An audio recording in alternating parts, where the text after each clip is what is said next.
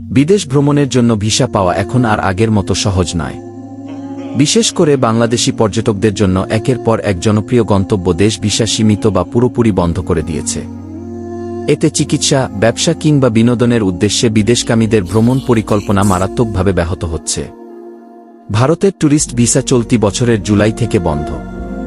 ফলে চিকিৎসার জন্য যারা প্রতিবেশী দেশটিকে ভরসা করতেন তাদের জন্য বিকল্প গন্তব্য হয়ে উঠেছিল থাইল্যান্ড, পাতায়া, ফুকেট কিংবা রাতের ব্যাংকক এখনও জনপ্রিয় থাকলেও দেশটিতে ভিসা পেতে এখন কমপক্ষে ৪৫ দিন সময় লাগছে, যা আগের তুলনায় অনেক দীর্ঘ। একই পরিস্থিতি দুবাইয়ের ক্ষেত্রেও। মরু শহরটির বিশ্ববিখ্যাত স্থাপত্য, বিলাসবহুল হোটেল এবং বাণিজ্যিক সুযোগ সুবিধার জন্য বাংলাদেশিদের কাছে এটি বরাবরই আকর্ষণীয় ছিল। কিন্তু গত জুলাই থেকে সাধারণ বাংলাদেশি পর্যটকদের জন্য দুবাইয়ের ট্যুরিস্ট ভিসা কার্যত বন্ধ। যদিও দিনে ৩০ থেকে ৫০টি ভিসা দেওয়া হচ্ছে, তা মূলত বিজনেস বা অন্য ভিসা ক্যাটাগরিতে, সাধারণ ট্যুরিস্টদের জন্য নয়। ভিয়েতনাম একসময় দক্ষিণ পূর্ব এশিয়ার অন্যতম কাঙ্ক্ষিত গন্তব্য ছিল। অনেকেই ভিয়েতনাম ঘুরে পাশের দেশ লাওস ও কম্বোডিয়াতেও বেরিয়ে আসতেন। কিন্তু ২০২৫ সালের জানুয়ারি থেকে ভিয়েতনাম বাংলাদেশিদের জন্য ভিসা দেওয়া সম্পূর্ণ বন্ধ করে দিয়েছে। ইন্দোনেশিয়ায় আগে অন অ্যারাইভাল ভিসা সুবিধা থাকলেও এখন সেটিও বিলম্বিত। বাংলাদেশি নাগরিকদের এখন এই ভিসা পেতে ২ মাসেরও বেশি সময় অপেক্ষা করতে হচ্ছে।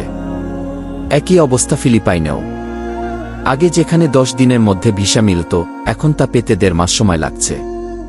এই ভিসা সংকটের পেছনে অন্যতম প্রধান কারণ হিসেবে উঠে এসেছে ট্যুরিস্ট ভিসার অপব্যবহার।